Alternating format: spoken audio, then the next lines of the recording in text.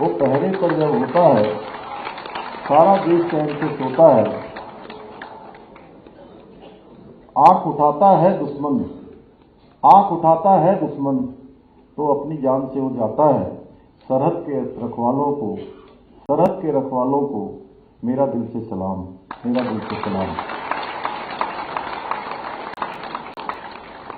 आजादी के अमृत महोत्सव की इस पावन लीला पर देवभूमि और वीरभूमि, सैन्य भूमि उत्तराखंड में आप सभी का अभिनंदन है, आप सबका स्वागत है। जहां पूरे देश के अंदर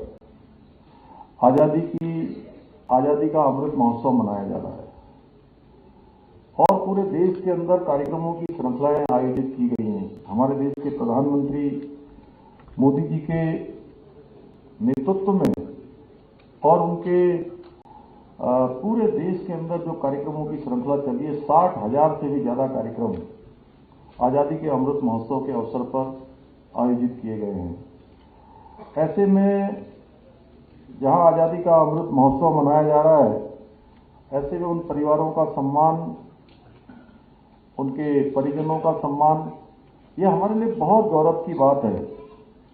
और मैं सच बताऊं तो आपको सम्मानित करके हम सब लोग यहां पर स्वयं को सम्मानित महसूस कर रहे हैं।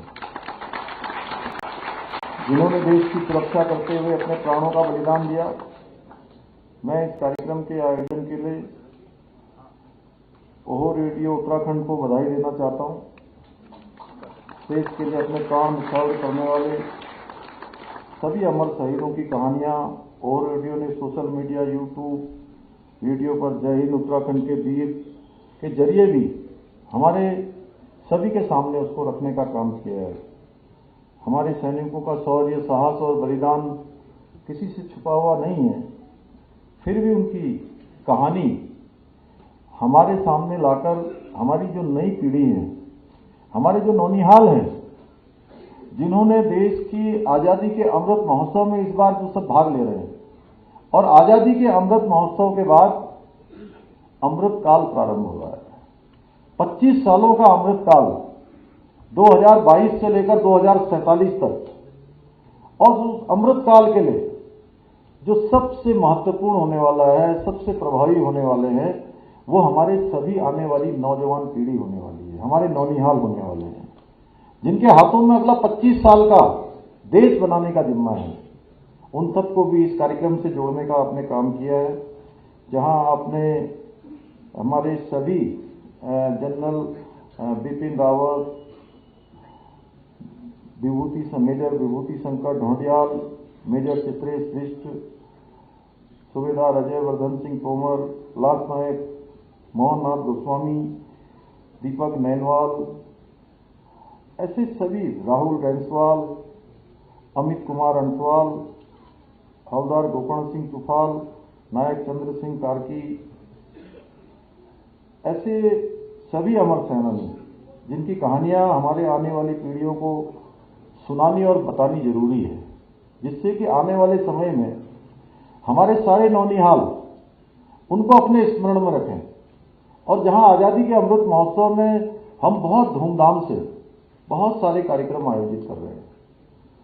अभी पिछले एक सप्ताह से लगातार हमने देहरादून के अंदर बहुत बड़ी प्रभात फेरी निकाली थी। इसमें हजारों स्कूल के छात्र छात्राओं ने भाग लिया था।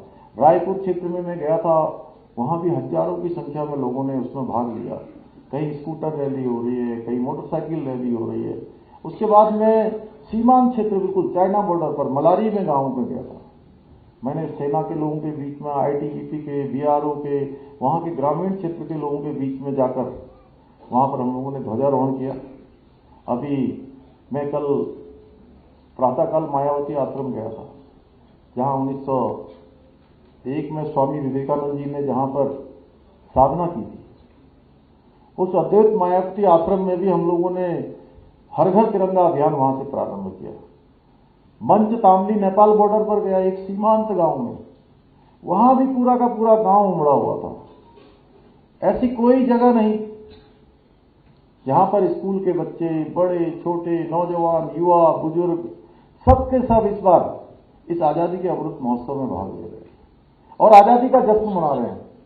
जहां आजादी का हम जश्न मना रहे हैं, अपनी उपलब्धियों को भी हम सामने ला रहे हैं, उनको सजोने का, उनको संवारने का, उनको निखारने का, ये आजादी का अमृत महोत्सव है। वहीं ऐसे समय में उन सबको भी याद करने का समय है, उन सबका भी स्मरण करने का समय है जिन्होंने देश की सुरक्षा के लिए, देश की सीमाओं की रक्षा के लिए, हम सबको सुरक्षित रखने के लिए अपने प्राणों का बलिदान दे दिया, अपनी जवानी दे दी, अपनी जिंदगानी दे दी, अपना सर्वस्व लगा दिया, जिसके कारण से आज हम सुरक्षित हैं। और इसके साथ साथ ऐसे बहुत सारे लोग, आज विभाजन विभीषिका दिवस भी है। 15 अगस्त 1947 को जब भारत आजाद हो रहा था, उससे ठीक एक दिन पहले, उसकी मध्य रात्रि को 14 अगस्त 1947 को एक ऐसा समय आया कि उसी समय भारत मां के सर को लहूलुहान कर दिया गया, भारत मां के सर को काट दिया गया, छांट दिया गया और थाली में सजाकर पाकिस्तान भेज कर दिया गया। अब कौन इसके लिए गुनाहगार थे, कौन थे उस समय के कातिल, कौन थे, ये प्रश्न हम सबके सामने गूंजता रहता है। जो हमारे वहां से सिख परिवार, हिंदू परिवार, 10 लाख से भी ज्यादा लोगों का नरसंहार हुआ। कितना क्रूर वो समय था, किस प्रकार से पूरी की पूरी ट्रेनें वहां से लद लद कर ट्रेनें आती थी, स्टेशन पर पहुंचती थी, तो लोग इंतजार करते थे कि इसमें से कोई बाहर निकलेगा। जब ट्रेन के अंदर जाकर देखा जाता था तो कोई भी जिंदा नहीं होता था, कोई भी जिंदा नहीं होता था। मां बहनों के साथ किस प्रकार का वहां पर व्यवहार हुआ कि बहुत सारे परिवारों को तो अपनी बेटियों को, अपनी बहुओं को पहले उनको कुओं में डाल दिया गया, खुद ही डाल देते थे वो, कि उनकी इज्जत सुरक्षित है, उनका मान सम्मान बना रहे। वो स्वयं उनको मार देते थे, उसके बाद उनके साथ जितना जूझते थे, जूझने के बाद वीर गति को प्राप्त हो जाते थे। ऐसा भयावह समय, और 3-3 दिनों तक, 4-4 दिनों तक ट्रेन के अंदर बैठे रहने के बाद ट्रेनें रोक दी जाती थी, लोगों को घेर दिया जाता था। छोटे बच्चों को पानी की प्यास लगती थी तो उनको मूत्र पिलाकर उनको, उनके जीवन को बचाया गया। इस प्रकार का भयावह था वो काल, विभाजन की विभीषिका दिवस। इसको भी सामने लाने का काम, जहां किसी की सोच नहीं पहुंची, उस सोच तक जाने का काम अगर किसी ने किया है तो भारत मां के लाल, हमारे देश के यशस्वी प्रधानमंत्री मोदी जी ने किया है। और उन्होंने जहां आजादी के संग्राम में, आजादी के आंदोलन में जिन्होंने नेतृत्व किया, जिन्होंने अपनी भूमिकाएं की, उन सब का तो हम स्मरण कर ही रहे हैं। उसके साथ साथ जिनका स्मरण नहीं हो पाया, जिनका तर्पण नहीं हो पाया, उनको भी याद करने का ही समय है। इसलिए ऐसे समय में जो देश के लिए बलिदान देने वाले हैं, हमारे सभी जिन्होंने अपना सर्वोच्च बलिदान दिया है, वो हमें इस बात के लिए प्रेरित करता है कि हम भी अपने लिए, देश के लिए अपने हिस्से का योगदान जरूर करें। ये आजादी का अमृत महोत्सव, ये 15 अगस्त का दिन, ये 14 अगस्त का दिन, ये हमको यह भी प्रेरित करता है कि हम भी कुछ करें। देश हमें सब देता है, सब कुछ, हम भी कुछ देना सीखें, हम भी कुछ देना सीखें। उस दिशा में हमको जरूर सोचना चाहिए। इस सभागार में सभी हमारे जो वीर जवान हैं, जिन्होंने अपनी शहादत दी है, उनके परिवार की वीर नारियां बैठी हैं, उनके अभिभावक जन बैठे हैं, माता पिता बैठे हैं, पारिवारिक जन बैठे हैं। मैं आप सभी को नमन करता हूं। और मैं खुद भी एक सैनिक परिवार से हूं, इसलिए मैं भली भांति आप सबके संघर्षों को जानता हूं और किस प्रकार की परेशानियां एक सैनिक के परिवार में, एक सैनिक के जीवन में होती है। अभी जब यहाँ पर हमारे सबसे पहले नौजवान हमारे साथी ने सुधान ने बहुत अच्छा जो यहाँ पर अपनी प्रस्तुति दी, तो वो सही में एक मार्मिक चित्रण था। वो एक मार्मिक चित्रण था कि किस प्रकार परिवार के लोगों की मनस्थिति होती है, किस प्रकार से सैनिक की स्थिति होती है, किसी से छिपा हुआ नहीं है। हम लोगों ने देखा है कि जब कोई सेना के अंदर शहीद हो जाता है, यहाँ पर हमारे बिष्ट जी, सुरेंद्र सिंह बिष्ट जी बैठे हुए हैं, हमने देखा कि भाई 3-3 दिन हो जाते हैं जब पार्थिव शरीर घर नहीं पहुंचता है। उस समय किस प्रकार परिवार के अंदर बीतती है। जब जवान बेटा फौज में होता है तो बूढ़े माँ बाप, उनकी आंखें पथरा जाती है अपने बेटे का इंतजार करते करते। छोटे बच्चे अपने पिता से गले लगने के लिए व्याकुल रहते हैं, गले नहीं लग पाते हैं। मां बूढ़ी हो जाती है, पत्नी जो है सारी उम्र इंतजार करती रह जाती है। एक सैनिक का एक जीवन है। इन सबको हमने नजदीक से देखा है, इसलिए बहुत सारी चीजें अभी हम लोगों ने की है और हमारे लिए बहुत ही गौरव का विषय है कि जहां जनसंख्या और हमारी आबादी के हिसाब से हम छोटे राज्य में हैं, लेकिन इसमें भी 1727 वीरता पदक विजेता हैं और ये हर वर्ष इसमें निरंतर वृद्धि हो रही है। जहां कारगिल का युद्ध हुआ, कारगिल के युद्ध में भी बड़ी संख्या में हमारे यहाँ के जवानों ने अपनी शहादत दी। हमारी सरकार सैनिक परिवारों के कल्याण के लिए लगातार काम कर रही है। वीरता पदक से सम्मानित सैनिकों को एक मुश्त अनुदान में वो जो हमने राशि है, वो राशि भी हमने इसीलिए बढ़ाई है कि जहां परमवीर चक्र, अशोक चक्र पहले 30 लाख रुपया मिलता था, अभी हमने उसको 50 लाख किया है। महावीर चक्र में जहां 20 लाख रुपया मिलता था, उसको 35 लाख किया है। कीर्ति चक्र में 20 लाख था, उसको 35 लाख किया है। वीर चक्र और शौर्य चक्र अभी तक 15 लाख रुपए से 25 लाख किया है। सेना गैलेंट्री मेडल जो 7 लाख रुपया था, उसको हमने 15 लाख रुपया किया है। मेंशन इन डिस्पैच में 3.5 लाख रुपए से 10 लाख रुपए की मंजूरी दी है। इसके अलावा अभी जो शहीद परिवारों को एक राशि यहाँ से अनुमन्य थी, उसको भी हम जल्दी ही बढ़ाने पर विचार कर रहे हैं। उस राशि को भी निकट भविष्य में हम बढ़ाने वाले हैं।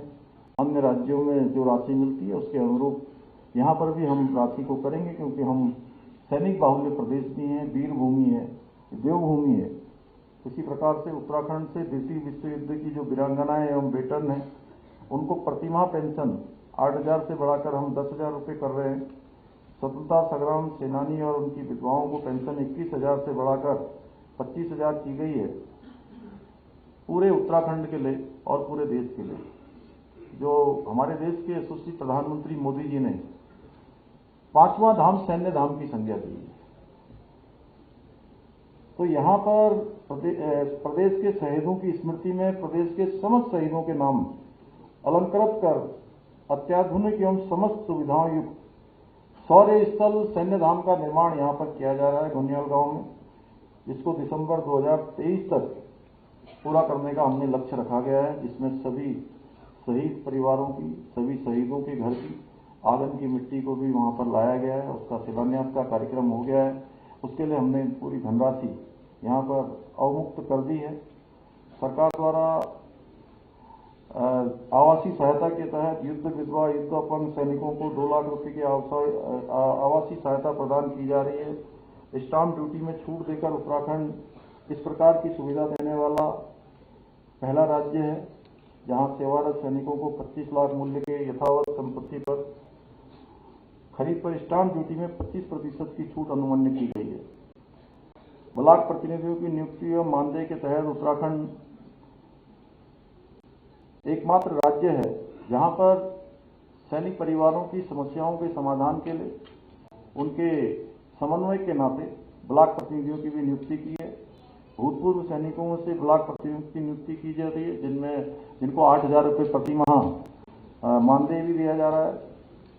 इसी प्रकार से जो हमारे एनडीए सीडीएस इन परीक्षाओं में जो भी छात्राएं प्रदेश के अंदर से जो अपनी प्राथमिक परीक्षा को पास करेंगे, आगे की पढ़ाई करने के लिए हमने 50,000 रुपये की धनराशि का प्रावधान सरकार की तरफ से किया हुआ है।